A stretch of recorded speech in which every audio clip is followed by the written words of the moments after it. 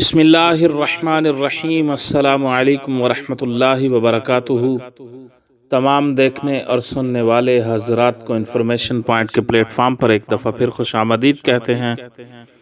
سامعین و ناظرین، آج کی ہماری اس ویڈیو کے اندر ہم جانیں گے کہ نبی اکرم تاجدار مدینہ صلی اللہ علیہ وآلہ وسلم دشمن کے شر سے بچنے کے لیے کون سی دعا پڑھتے تھے، اور کون سی وہ نبوی دعا ہے جس کو آپ یاد کر کے بکثرت اس کو پڑھیں گے تو اللہ تبارک و تعالی آپ کو دشمن کے شر سے، کسی قوم کے شر سے، کسی فرد کے شر سے محفوظ رکھے گا۔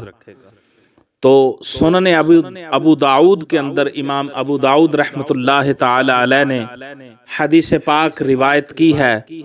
حدیث پاک کے اندر ہے کہ نبی اکرم صلی اللہ علیہ وسلم دشمن کے شر سے بچنے کے لیے یہ دعا کثرت سے پڑھتے تھے: اللہم انا نجعلک فی نحورہم ونعوذ بک من شرورہم۔ لہٰذا دشمن کے شر سے بچنے کے لیے، دشمن کے شر سے محفوظ رہنے کے لیے یہ دعا کثرت سے پڑھیں: اللہم انا نجعلک فی نحورہم ونعوذ بک من شرورہم۔